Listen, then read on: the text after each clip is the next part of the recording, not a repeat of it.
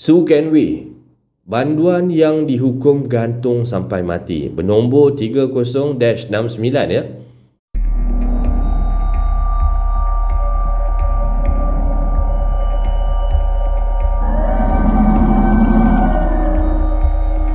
Assalamualaikum warahmatullahi wabarakatuh kepada anda semua. Selamat datang ke channel Kisah Seram Malaysia.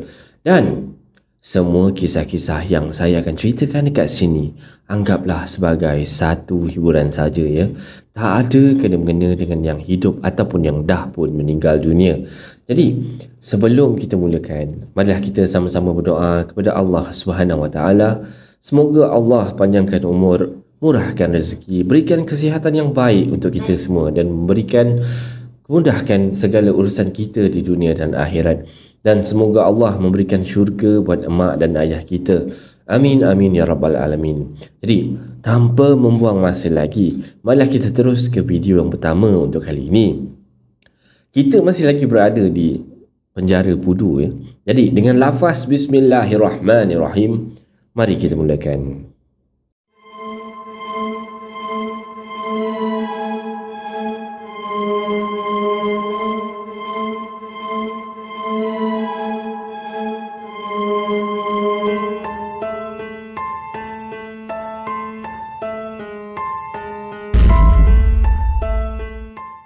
Untuk cerita kali ini, cerita yang saya nak ceritakan adalah kisah berkenaan dengan seorang banduan yang bernama Su Kenway.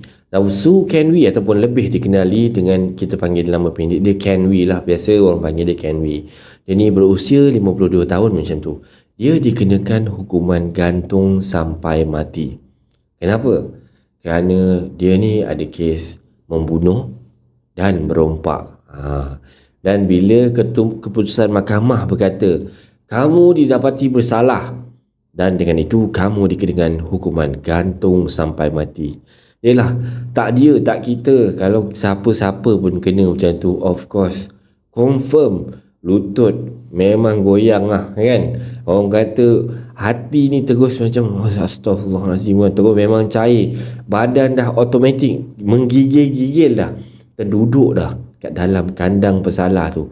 Dan Kenway waktu ni dah menangis teresak-esak dan sampaikan dia ni terpaksa diangkat ataupun diiring oleh dua orang pegawai polis yang mengawal dia waktu tu untuk dipapah keluar daripada kandang pesalah tu. Dan dalam keadaan yang masih menangis teresak-esak macam budak kecil padahal waktu tu umur dia dah 52 tahun. Dan waktu tu yang bersama dengan Kenway tu ada dekat mahkamah tu, mak dia pun ada, isteri dia pun ada. Dia orang ni dah meraung, meratap-ratap dah. Kenway kenapa lah, biasalah mak kan macam tu lah, jangan tinggalkan mak lah, itulah ini, macam tu lah lebih kurang. Sampaikan mak Kenway ni terpaksa ditenangkan oleh isteri Kenway dengan saudara mara dia orang yang ada sekali kat situ. Jadi dalam keadaan yang masih meraung ni Kenway dengan tangan kanannya waktu tu dah digari tau pada tangan seorang pegawai polis yang orang kata mengiringi dia tu lah, segera dibawa masuk ke dalam sebuah van Black Maria yang sedang menanti dengan dikawal ketat oleh polis dan terus zoom menuju ke penjara Pudu. Dan setibanya mereka ada kat sana dia terus dibawa ke pejabat rekod untuk dicatat butiran peribadi dia. Dan selepas itu dia pun menunggu giliran untuk dipanggil oleh pegawai resepsi. Penjara Pudu ni bukanlah tempat yang asing tau bagi Kenway ni, sebab dia ni pernah direman dekat penjara Pudu tu selama beberapa tahun tau. Sementara ataupun kerana menunggu kesnya dibicarakan di mahkamah. Dan setiap minggu Kenway ni dia akan dibawa ke mahkamah untuk disebut kes dia di hadapan magistrate, dan tempoh remannya akan di-extend. Macam tu lah agaknya bila kita dah masuk ataupun menunggu kes kita disebut kan. Jadi tapi untuk kali ini dia sangat-sangat berbeza. Kali ini dia pergi ke mahkamah, dia tidak lagi pulang kembali ke sel asal dia ataupun sel lama dia, tapi kali ini dia terus ditempatkan di bilik akhir. Di sana dia akan menunggu selama beberapa tahun sebelum ajal datang menjemput dia. Dan dia waktu tu kan, dia merindui semua kawan-kawannya yang ada dekat Blok Reman waktu tu, kerana dia tak dapat lagi nak berbual dengan diorang, makan bersama, bergurau bersama-sama dengan diorang. Dan dekat bilik akhir ni, dia akan bersendirian je, tak ada siapa-siapa, tak ada siapa pun dia boleh berbual dekat sana. Di sel bilik akhir ni yang dikatakan sangat menggerunkan dan berhantu, di penjara yang berusia dah lebih daripada 100 tahun tu. Jadi Ken Hui ni memikirkan hal ni, membuatkan dia dah start rasa sedih dan mula risau. Dan tiba-tiba badan dia dah start terasa seram sejuk tau. Dalam keadaan dan fikiran dia yang kacau tu, dia mula terkenangkan mak dia yang dah tua, isteri dia, anaknya yang berumur lebih kurang dalam 5 tahun macam tu waktu tu. Adakah isteri dia akan berkahwin lagi setelah dia tak ada dekat dunia ni nanti? Dan siapa pula yang akan menjaga ibu dan anak dia? Jadi pegawai resepsi mengarahkan pembantu dia untuk mengambil cap jari lah, ketinggian, berat badan, warna mata, rambut warna apa, alamat waris terdekat dengan nombor telefon beserta nombor telefon, semua sekali siap lah, dengan butiran-butiran penting Ken Hui ni lah. Dan segala butiran ni, termasuklah sekeping gambar foto dia ni, dirakam pada buku rekod banduan terakhir. Macam tu lah kalau kita dah jadi panduan agak macam tu lah Kemudian dia diberi sehelai tuala kecil dan dibawa ke tandas tau, untuk nak mandi, untuk nak bersiap-siap lah macam tu sebelum dibagikan sepasang pakaian seragam banduan bilik akhir bernombor BA3069 yang dicop pada lengan kiri kemeja dan seluar dia. Dia juga diberi sehelai selimut tebal yang kalis koyak dan sebiji kolej plastik. Dan Ken Hui juga tersentak tau waktu tu apabila dia terdengar nombor dia dipanggil tau. Lalu dia pun menoleh dan ternampak pegawai resepsi, dan lelaki tu mengarahkan dia meletakkan semua barang-barang tu dan mengikut dia. Dia pun mengikut pegawai resepsi tu dan dengan diiringi oleh 2 orang pengawal untuk menuju ke pejabat penguasa.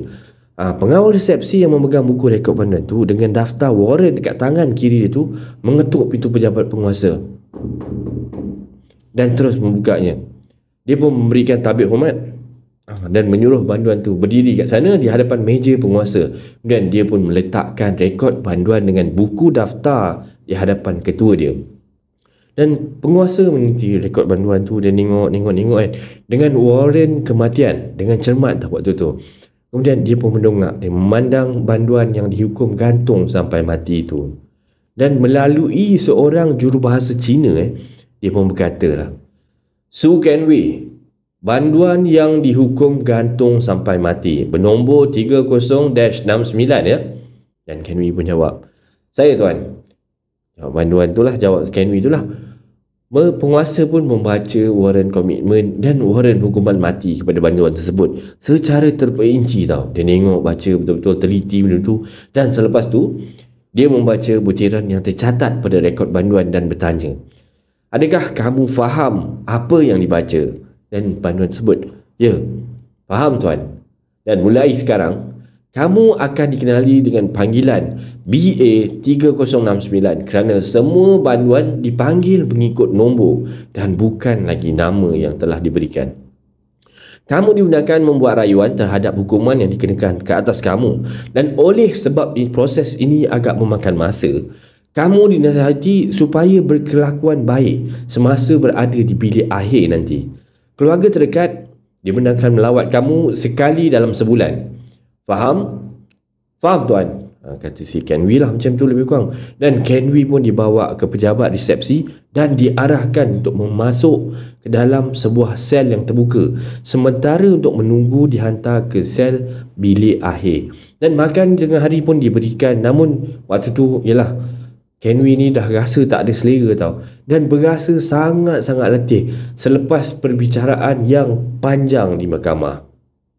Sementara menunggu dekat sel ni, dia pun terdengarlah bermacam-macam cerita hantu di bilik akhir ni tau, yang menyeramkan daripada banduan yang juga menunggu giliran masing-masing ni untuk dibawa untuk mengunjungi saudara mara dan peguam mereka. Dan cerita-cerita ini tentulah membuatkan Kenwi ni start rasa cemas. Ya, dia tak pernah pergi ke mana sel air ni kan. Jadi bila dia duduk kat situ, dia dengar banduan-banduan lain ni bercerita kan, sel bilik air tu kan macam-macam ada tu ini kan. Kalau kita pun goyang babe, sebab itulah tempat yang kita akan, orang kata, spend masa-masa terakhir kita sampai ke hujung hayat kita, kalau tak diberikan pengampunan lah macam tu kan.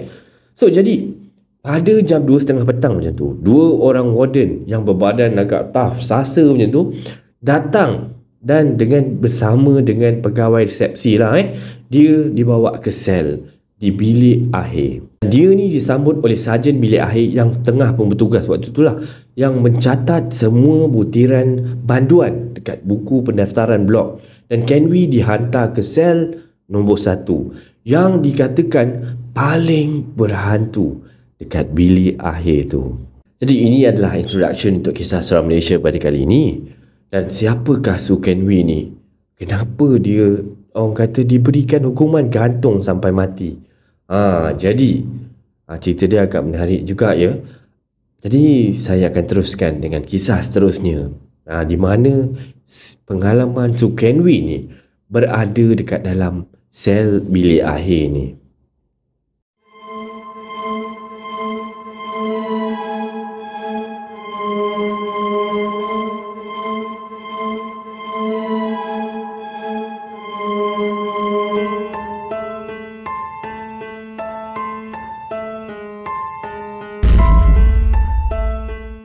Jadi kita mulakan dengan cerita bilik akhir ya. Bilik akhir terdiri daripada 20 buah sel tau, dalam 2 deret macam tu, dan 10 buah untuk setiap deret. Dan pada masa itu 19 buah dah pun ada penghuni dalam beg sel bilik akhir ni tau, yang dah masing-masing pun menunggu untuk digantung ataupun menunggu rayuan. Orang kata rayuan diorang ni sama ada approve ataupun tidak, ataupun diampunkan ataupun tidak. Kalau diampunkan, terlepaslah daripada hukuman gantung sampai mati ni tau. Ataupun kalau tak, besok dia akan terus dikenakan hukuman gantung tu tau guys. Okey, jadi saya teruskan cerita tau. Jadi oleh kerana 19 buah sel telah pun dipenuhi, hanya tinggal 1 saja sel yang masih lagi kosong dan boleh, orang kata, diletakkan. Tetapi sel ni tak digunakan pun selama ni, sejak seorang banduan gantung diri tau, lebih kurang 3 tahun yang lalu. Dan ianya dijadikan store yang digunakan oleh tukang cuci untuk menyimpan mop, penyapu, baldi dan sebagainya lah.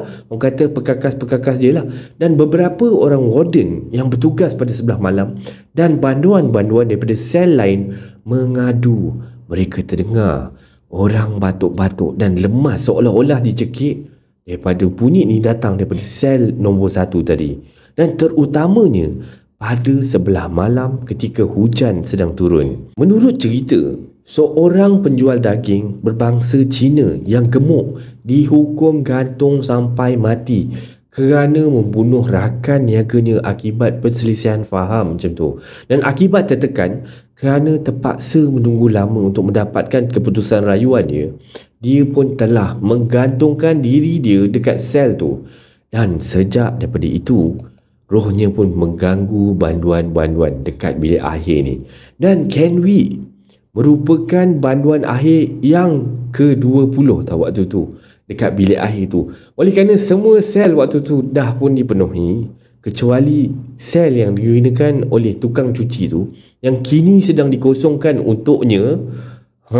Dan semasa menunggu sel itu disiapkan, dan terdengar ada banduan-banduan yang menghuni sel di sebelah-sebelah sel nombor 1 tu menjerit, kita ada orang baru, kata dia macam tu lah. Lalu banduan-banduan lain pun bertepuk tangan mengalu-alukan kedatangannya lah ke lubuk puaka itu.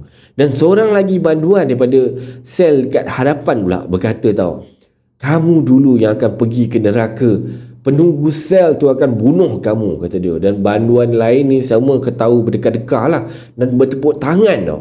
Mereka menyanyi beramai-ramai sehinggalah sarjan datang tiba-tiba lah dengan suara yang garang dan menjerit, diam! Jadi semua pun terdiam lah sebab sarjan ni memang garang orangnya.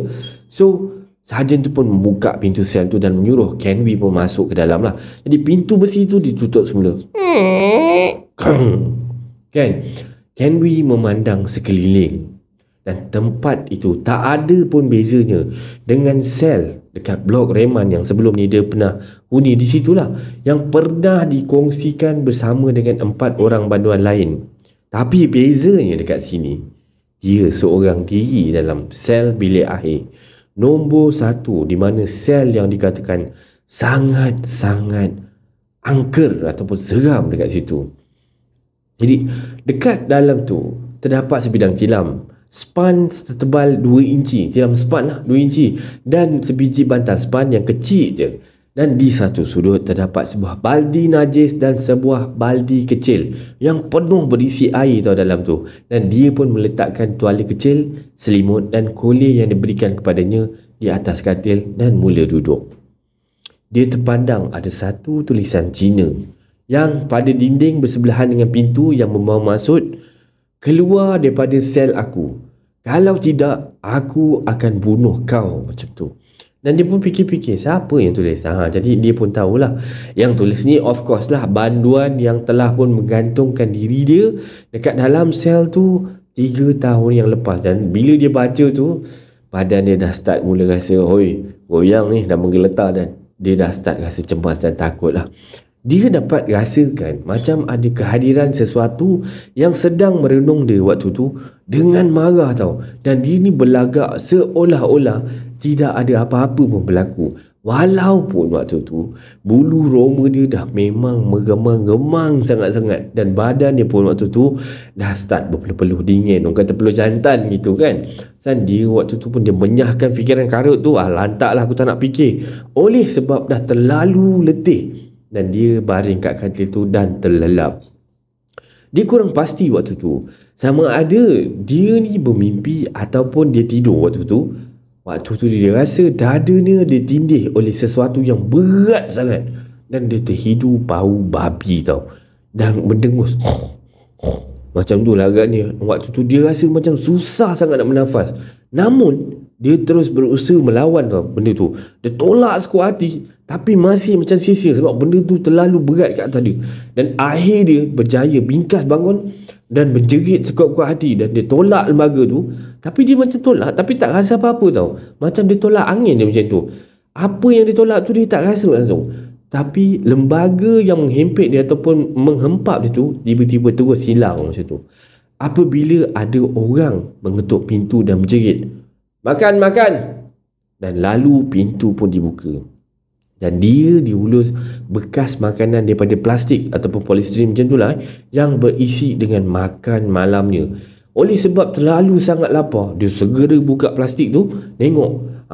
Warden sempat menutup pintu. Dia ada pintu kecil kat situ kan. Nah, dia pun menjerit, berkata tau, "Ayah, cacing lah. Gua mau nasi," kata dia. Si Ken Wee ni cakap lah. Lalu dia membaling pun bekas makanan yang dibagi tadi ke lantai. Jadi makanan nasi tadi tu bertumpah lah kat situ kan. "Mana?" tanya warden lah kan. Ken Wee pun tunjuk lah dekat arah makanan yang dia dah campak tadi dekat tu. Tapi warden waktu tu tak nampak pun ada cacing ke ada apa tau yang dikatakan oleh Ken Wee ni tadi. Jadi si warden ni panggil lah kawan dia kan. "Bro, cuba kau tengok tu, ada nampak cacing tak?" Member dia pun tengok, mana ada cacing, tak ada pun. Dan mendengar riuh rendah tu, banduan-banduan yang lain pun jerit tau, "Itu hantu sulam mali lah itu." Macam tu lah. Dia orang macam dah start rasa yang macam Ken Wee ni mungkin akan teruk diganggu lah ni kan. Jadi warden tu pun memanggil pembantu dapur untuk ambil semula bekas makanan tu dan bersihkan nasi-nasi yang ada kat lantai ni lah. Maksudnya dekat luar pintu penjara, dekat luar sel tu lah macam tu Jadi Ken Wee diberi makanan yang lain lah, tapi dia tak nak makan dah kata dia. Kan. Jadi kerana kata dia tak nak makan cacing, dia nak makan nasi. Dia pun merayu untuk dipindahkan ke sel lain. Tetapi dia ni diberitahu semuanya yang sel-sel lain ni semua dah penuh dah pun. Lagipun sel tu dah diperuntukkan kepadanya tau oleh pegawai yang bertugas. Jadi sebagai warden dia tak ada kuasa ataupun tak ada hak untuk nak memindah-mindahkan banduan-banduan ni. Jadi bekas makanan tu dibiarkan je kat situ, dan pintu sel tu pun dah ditutup dan dikunci semula. Dan waktu tu Ken Hui berasa sangat-sangat kecewa, rasa sedih, rasa lapar dan rasa takut tau. Dia pun merenung je bekas makanan tu. Tapi dia tak sanggup nak buka dia tau, sebab bimbang akan ada cacing lagi sekali. Ruang depan dia tu kembali sepi. Dan apabila para pembantu dapur ni dah selesai mengagihkan makanan, dia dah bagi pada semua banduan-banduan yang ada dekat 20 bilik sel tadi tu. Jadi dia orang pun baliklah ke tempat masing-masing, balik ke tempat kerja dia orang lah. Ada yang makan tanpa banyak kerana, ada yang sambil makan tu sambil maki-maki itulah ini kan, kerana makanan tu setiap hari makanan yang sama je dia beri. Jadi Ken Hui pula duduk kat atas lantai, sekali lagi dia bersandar pada dinding. Kedua-dua belah tangan dia ni mendekap kepala dia macam ni lah, konon lebih kurang kan. Dia terkenang hari-hari yang berlalu. Tatkala dia berada dekat luar sana, dia bebas nak buat apa je yang dia suka, pergi ke mana pun yang dia nak, semua memang boleh pergi. Ke rumah urut, ke kelab malam, kelab karaoke, kelab judi, rumah pelacur. Dan dia bebas nak buat apa pun yang dia suka ataupun makan apa yang dia nak. Utama sekali hidangan kegemaran dia itu bak kutih, kata dia. Dia berasa sangat-sangat menyesal tau, kerana membunuh pemandu teksi. Dia buat begitu kan waktu tu kerana dia perlukan wang untuk membayar hutang akibat dia berjudi. Dan tiba-tiba dia terdengar tau bunyi tapak kaki pengawal yang sedang membuat rondaan dari sel ke sel dan akan mengintai melalui bukaan yang kecil ke atas pintu untuk memantau dan mengira bilangan banduan. Kemudian dia akan melapor kepada pegawai yang bertugas pada malam tu, yang semuanya dalam keadaan okey, tak ada apa-apa problem pun malam ni, dan terdapat 20 orang banduan cukup dekat dalam bilik akhir ni. Dan kerana pernah mengikut dalam penjara selama beberapa tahun, Ken Hui tahu lampu akan dipadamkan pada jam 9 malam, kecuali lampu di ruang hadapan selnya yang cahayanya akan masuk ke dalam sel melalui ruang udara daripada atas pintu tu. Dan suasana di dalam sel terasa sangat-sangat mengimaskan. Dan malam tu Ken Hui bingkas bangun dan berjalan beberapa langkah untuk ke katil dan duduk dekat katil dia pula. Dalam cahaya yang suram daripada lampu di luar ni, dia nak cari Coley, dia tak jumpa-jumpa tau. Dia cari mana, dia meraba-raba lah, tak nampak lah Coley dekat mana.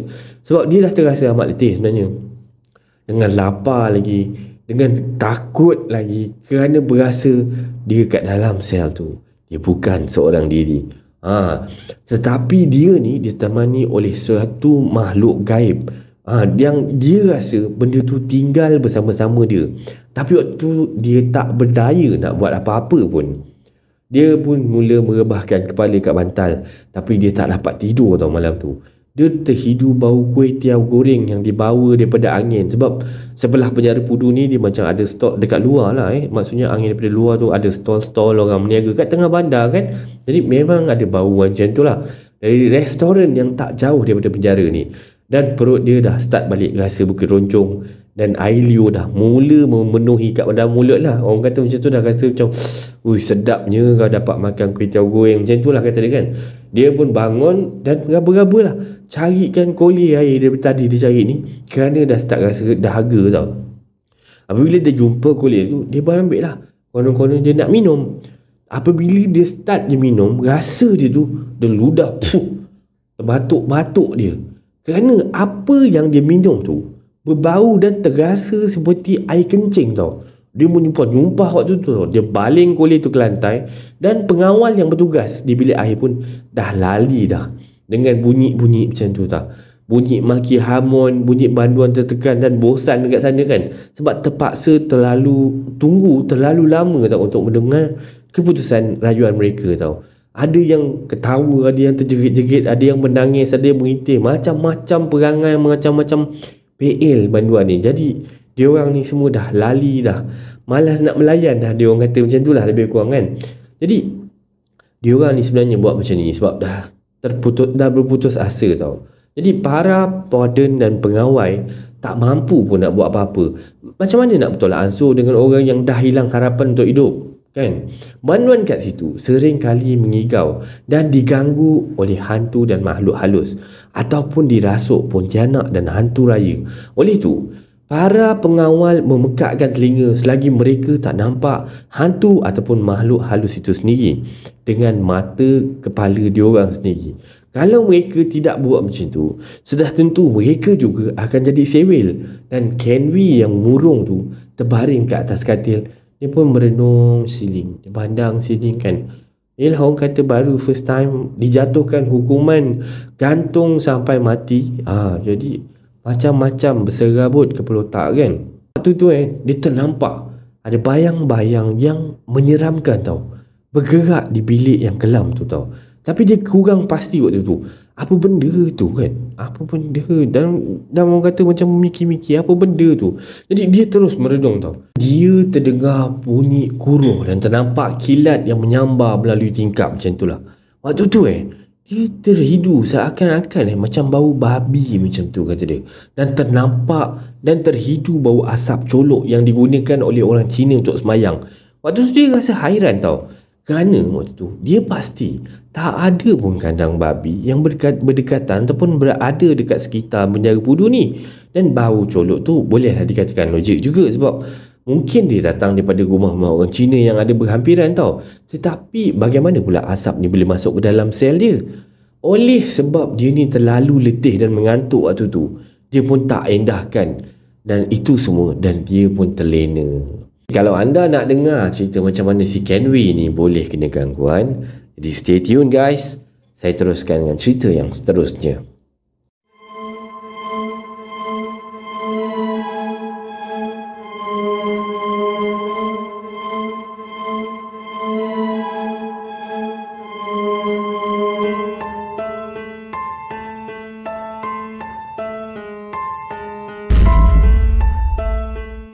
Adiknya pada satu malam Jumaat sejurus selepas tengah malam itu, ketika hujan turun dengan lebatnya disusuli dengan guruh dan kilat, dia terjaga daripada tidur tau. Dia sangka selnya waktu tu bocor tau. Sebab waktu tu dia baring tapi dia rasa macam ada air menitik-nitik dekat muka tau. Daripada tingkap terkena kat kepala dia macam tu lah. Tapi yang masalah dia, air tu bau hancing. Dia macam pelik juga tau. Jadi dia pun mendongak dan melihat ada seorang lelaki tau, yang badan dia macam agak gempal gitu. Dia pakai seluar macam sama yang seluar dia pakai, seluar penjara, tak pakai baju, perut dia boncet gila dan seutas tali melilit dekat leher dia. Dan lelaki tu tergantung daripada palang besi dekat tingkap tu. Maksudnya betul-betul dekat bawah tempat yang Kenwi ni baring tau. Dan lembaga itu memancutkan kencing ke arah dia. Dan dalam masa yang sama, lembaga tu menyepak-nyepak muka ni pakai dua kaki tu. Dan kaki tu berasa sangat dingin. Dan lidah lelaki yang tergantung tu terjelir macam tu dengan suara yang tercekik-cekik dan terbatuk-batuk tau. Lembaga tu kata, keluar dari sini, keluar. Lembaga tu sangatlah hodoh dan menggerunkan tau. Kenwi menjerit sekuat hati waktu tu, tapi kepalanya ditendang dengan sangat-sangat kuat oleh lembaga tu sehinggalah dia terdampar di lantai dan pengsan. Dan pada pukul 6 pagi keesokan harinya, lampu selnya dinyalakan oleh Kenwi dan dihendaki bangun dan membolehkan warden untuk menghitung jumlah banduan yang ada pada pagi itulah. Jadi warden yang bertugas waktu tu, yang pada shift pagi tu, membuka pintu sel satu demi satu dan para banduan keluar daripada sel masing-masing sambil membimbit baldi yang mengandungi najis dan bertinggung dekat depan sel masing-masing. Dan semasa warden sedang buat pengiraan dan pegawai yang bertugas pun mendapati tidak ada banduan yang berada dekat depan sel nombor 1 tu. Dan pegawai tu pun manggil lah, BA 3069, BA 3069. Beberapa kali lah pegawai tu panggil tau, tetapi tak ada jawapan dan tak ada suara langsung kedengaran daripada sel tersebut. Dan oleh yang demikian, pegawai itu pun mengarahkan seorang warden masuk ke dalam sel tu untuk membuat ataupun menyiasat apa yang telah terjadi dan ke mana pula perginya banduan BA3069 ni tahu. Dan warden tersebut buka pintu sel tu dan melangkah masuk untuk tengoklah. Dia pun terkejut melihat kan penghuni sel ni ataupun Kenwi ni terbaring kat lantai tu, dekat tepi katil dia ni. Dia panggil-panggil Kenwi, dia tak panggil Kenwi lah, dia panggil BA3069 tu lah nama Kenwi tu kan. Jadi dia dah panggil-panggil tak ada juga jawapan. Dia pun terbalikkan si Kenwi tu lah. Dia nak tengok sama dia hidup lagi ke, dah meninggal ke, macam mana kan. Tetapi tiba-tiba banduan tu terkejut. Ya Allah, kata dia kan, Astaghfirullahalazim. Dia pun berlari tau waktu tu. Dia melihat wajah si BA3069 ni ataupun Kenwi ni dengan mata dia yang merah, berenung dengan lidah terjelim macam tu, dan mulut dia dengan penuh darah dengan berbuih-buih tau. Macam orang kena apa? Sawan anjing yang mulut berbuih tu, macam tu lah agaknya Dan dalam keadaan tercekik-cekik dan terbatuk-batuk macam tu dengan suara yang garau, dia berkata, "Keluar dari sini, keluar," kata dia macam tu. Jadi maksudnya Kenwi ni telah dirasuk tau oleh roh lelaki yang gemuk tu, yang pernah menghuni sel tu. Dan dia bingkas bangun dengan tangan terkapai-kapai macam tu. Dia kejar pengawal tu dekat dalam tu, dan pengawal tu pun keluar lah macam tu kan, minta pengawal lain menekan loceng kecemasan untuk mendapatkan bantuan. Dan 3 orang warden daripada bilik pengawal datang dan masuk ke dalam sel di mana si Kenwi ni sedang bertindak ganas menghambat semua orang keluar waktu tu. Dan warden-warden kat situ bersemuka dengan Kenwi dan menolak dia ke lantai. Orang kata merebah dengan dia ke lantai lah. Dia orang pun gari Kenwi ni, tak kala si Kenwi ni meronta-ronta, mengerang-gerang macam tu lah Dan sementara tu pembantu hospital pun dipanggil. Kenwi yang masih meronta-ronta tu disuntik oleh pembantu hospital dekat lengan dengan berapa ml orang kata dos penenang lah macam tu Jadi setelah beberapa minit kemudian dia pun menjadi semakin tenang, tetapi masih lagi bersikap ganas tau, dan memandang semua orang dengan mata yang merah dan berkata, tinggalkan aku dan berambus daripada sini," kata dia macam tu. Dan pegawai penjara ni minta seseorang menjemput ustaz tau, yang bertugas kat penjara tu waktu tu. Pada masa tu ustaz ni bersama dengan seorang banduan yang akan digantung besok. Mungkin untuk sesi kaunseling ke, sesi orang kata luahan hati ke, macam tu lah. Jadi banduan tu akan digantung besok. Dia bersama-sama dengan banduan yang dipanggil untuk minta bantu, untuk nak orang kata tolong si Kenwi ni lah waktu tu. Dan ustaz tu pun tiba dan memegang bahu si Kenwi ni dengan kedua-dua belah tangan dia. Dia pun menyeru tau, Kenwi, dengan suara yang garau. Kenwi bertanya tau, "Kau siapa? Keluar daripada sini, keluar!" Ustaz tu tak jawab apa-apa tau, tapi terus membaca ayat-ayat suci waktu tu lah.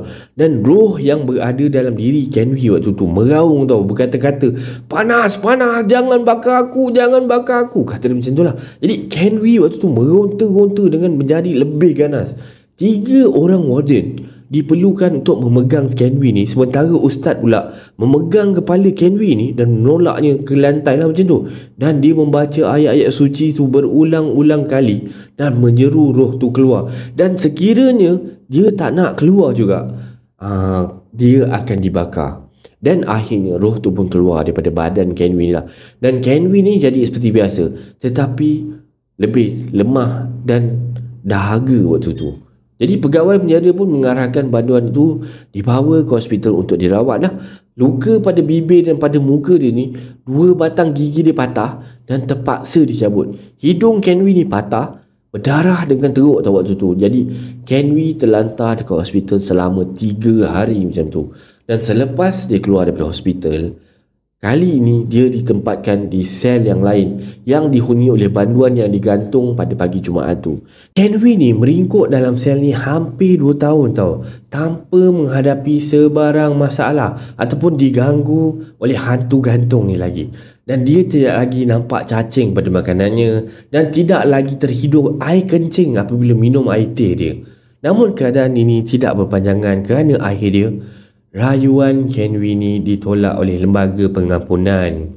Dan maka seminggu selepas itu, pada satu pagi Jumaat, Su Kenwi digantung sehingga mati dan mayatnya dihantar ke bilik mayat hospital besar dan kemudian dituntut oleh ahli keluarganya untuk dikebumikan. Jadi ini adalah kisah seram Malaysia untuk kali ini. Cerita dia berkenaan dengan seorang banduan Ken Wee ataupun Su Ken Wee ya. Jadi macam mana korang rasa? Saya rasa kan bila ni adalah kali ketiga kita ceritakan tentang kisah-kisah dekat penjara Pudu ni. Ya, seram, ada seramnya. Tapi dalam masa yang sama tau, dia memberikan saya satu perasaan yang takutnya kalau masuk penjara. Macam tu rasanya kat penjara ni. Jadinya baiklah kita sama-sama berdoa biar kita semua jauh, minta dijauhkan daripada orang kata terkena dengan termasuk ke dalam penjara ke. Janganlah kita buat perkara-perkara yang tidak betul ni ya, yang melanggar undang-undang Malaysia. Macam itulah agaknya. Sebarang komen, like dan share daripada anda semua amat-amatlah dihargai. Dan terima kasih pada yang dah subscribe di channel Kisah Seram Malaysia ni. Dan yang masih belum tu, bantulah saya dengan menekan butang subscribe tu. Dan satu subscribe daripada anda adalah ibaratnya satu semangat buat saya untuk terus berkarya, untuk memberikan anda yang terbaik, yang lebih baik. Jadi bantulah saya untuk membuat banyak-banyak video yang lebih baik, yang lebih berkualiti untuk anda semua tonton, insya-Allah. Jadi yang baik itu datang daripada Allah Subhanahu Wa Taala dan yang buruk itu datang daripada kelemahan diri saya sendiri.